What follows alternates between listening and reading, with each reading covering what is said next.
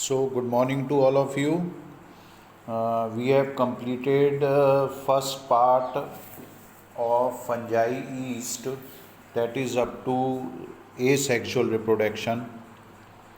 Now we will start about sexual reproduction in yeast. Sexual reproduction in yeast. As I have discussed earlier, that sex organs are not formed in yeast. Presence of sex organ is absent in yeast. So the first point which I have underlined is the sex organs are not formed in yeast. So if sex organs are not formed, then what happen? Which I have shown by a star. Sexual fusion occurs between two vegetative cells which behave as gametes. Now there will be fusion, but fusion is between two vegetative cells that will function as gametes. I will show in the diagram also how the fusion of vegetative cells occur. It will be shown in diagram. Next, the two fusing gametes are haploid. Fusing gametes are haploid, and such kind of sexual reproduction is called as gametic copulation. Gametic copulation means in which copulation means fusion, and gametic copulation means in which the two vegetative cells which behave as gametes fuse with each other. Okay. Now it can also be described by a term hologamy, which I have underlined. Hologamy. What do you mean by hologamy? As I have underlined, the whole vegetative plant body is transformed into reproductive body. Vegetative plant body will change into a reproductive body, and holo means complete or whole. Next line, the sexual fusion leads to the formation of diploid zygote. Haploid gametes will fuse by the gametic copulation, and it will result in the formation of diploid zygote. Next, the zygote behave as an ascus.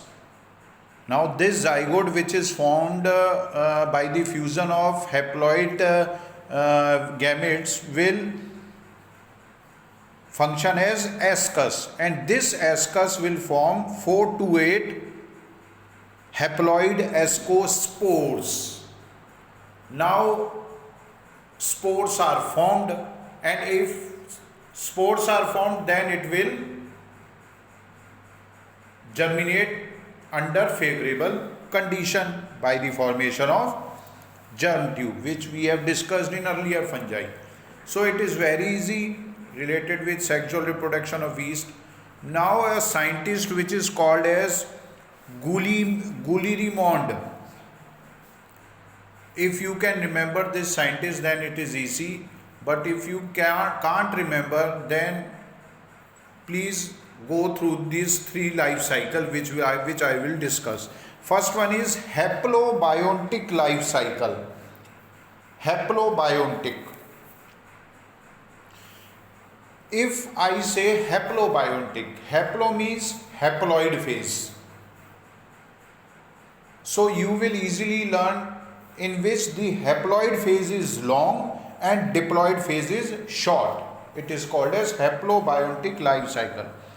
First one, the example of haplobiontic life cycle which I have shown is Schizosaccharomyces. Schizosaccharomyces I have underlined, which is written in italics, and its species is Octosporus. Species is Octosporus. Now octo means 8, so in bracket it is written it will form 8 ascospores. Okay, and the other species is Zygosaccharomyces barkeri, and it forms 4 ascospores. One will form 8 ascospores and other will form 4 ascospores. You should remember which species form 8 ascospores and which species form 4 ascospores. And what is haplobiontic cycle? It is written the diploid phase is very short and the life cycle is passed in the haploid phase, means haploid phase will be long. Now, what are the features of this life cycle? The vegetative cells are uninucleate and haploid. Okay, they come close to each other. The vegetative cells which are haploid come close to each other, and they send short protuberances. Protuberances means outgrowth. Finger-like outgrowth will emerge. Okay, they meet and adhere, forming a conjugation bridge. Now they will adhere or they will stick to each other, and it will form a bridge, conjugation bridge. I have underlined this. Next, the two nuclei migrate into the conjugation bridge. Now the nuclei will migrate in this bridge, where they form a single diploid zygote nucleus. Single diploid zygote nucleus. And this diploid zygotes will start behaving as ascus. I have underlined this. So it is very easy. It is the fusion of vegetative cells and the fusion of haploid and formation of diploid nuclei. Now, in the last line, the diploid nucleus divides by 3 successive division. Now there will be a division, successive means followed by one another. First nuclear division is meiosis, which is followed by mitotic, and it results in the formation of 8 haploid nuclei. You can see in this diagram, it is shown in the diagram. I will zoom in the first. You go through this diagram. You will see a circular structure. A circular structure is seen. Okay. Next, where there is written budding. Budding means protuberances or outgrowth will emerge. Now, this form vegetative cells, and these vegetative cells are haploid. Now they will undergo copulation. Copulation means fusion of cells. This is the fusion of cells. It is shown in the diagram, which I have represented by number 3. Next, there will be plasmogamy. There will be fusion of protoplast, and finally diploid nucleus is formed, and it results in the formation of diploid zygote. Okay. This will be represented as haplophase. Diplophase is represented by the division in meiosis. Meiosis, where there is written meiosis, then after meiosis there will be a mitotic division, and it will form 8 ascospores. You can count, it will be formation of 8 ascospores, which is shown in the diagram that I have represented by 6th number on the upper side. Okay, and finally it will form the plant body. So it is written here, you can see, it is written here. If I zoom in, you can see this point, followed by mitotic division resulting in the formation of 8 haploid nuclei. 8 haploid nuclei are formed. I have shown in the diagram. Now I have underlined in this paragraph, at maturity the wall of ascus breaks and the ascospores are liberated. Now this ascospores will be liberated. I have shown in the diagram also. And these spores start behaving as vegetative cells which enlarge and reproduce asexually by fission. Then it will undergo fission. So it is the haplobiontic life cycle. Next is diplobiontic life cycle. The example of diplobiontic life cycle is Saccharomycodes ludwigi, Ludwigii. Now in this it will be reverse of haplobiontic life cycle. In this, diploid phase is long and haploid phase is short. Okay, and I have underlined they reproduce asexually by budding. Now it will undergo budding. In this case, the ascus produce 4 ascospore, usually 2 at each pole. Now in the previous haplobiontic, you have seen 8 ascospores are formed. Here 4 ascospores are formed. Next, the 2 ascospores copulate within the ascus, means it will fuse in the ascus. It is shown in the diagram in the next page of diplobiontic life cycle. Next, this cell which I have underlined in third line, this cell produces a germ tube which pushes through the wall of ascus. I will show in the diagram also. Germ tube will be formed. Okay, it will refer to diplobiontic life cycle. This germ tube acts as sprout mycelium. Sprout means breaking mycelium, from which diploid E cells are formed by successive budding. So budding will occur and it will form cell. So it is the diplobiontic life cycle of yeast. Next is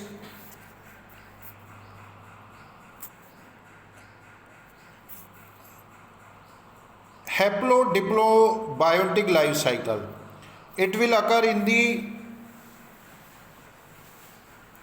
member Saccharomyces cerevisiae, and in this case, in this cycle, haploid and diploid phases are of long duration. So in the first case, haploid phase is long, in the second case, diploid phase is long, and in the third, haploid and diploid phase both are of long duration. The sexual fusion occurs between 2 haploid vegetative cells, and it results in the formation of a diploid cell. Now a diploid cell is formed by the fusion of 2 haploid cells. It multiplies by budding. Now budding will occur and a large number of diploid vegetative cells are formed. Okay. In the second last line, the diploid nucleus divides by meiosis and it results in the formation of 4 haploid ascospores. 4 haploid ascospores are formed. So in the first case you have studied 8 ascospores are formed, and in this 4 haploid ascospores are formed in diplobiontic and haplodiplobiontic life cycle. It will be shown in the diagram. You will see in this diagram. This diagram I will focus it. You are observing regarding the diplobiontic life cycle. Species I have discussed. I have numbered the diagram also from a diploid cell to meiosis to the formation of 4 ascospores. Fusion of ascospores is also seen, and finally diploid zygote nucleus with ruptured ascus is seen, and it will divide by budding. So this process goes on. This is shown in the diagram. Okay, next.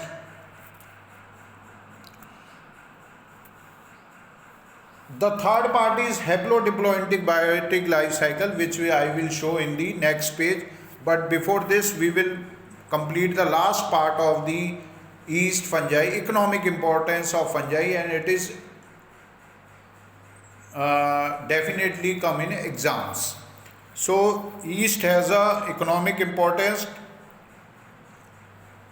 I will say vast economic importance, broad economic importance in baking and brewing industries.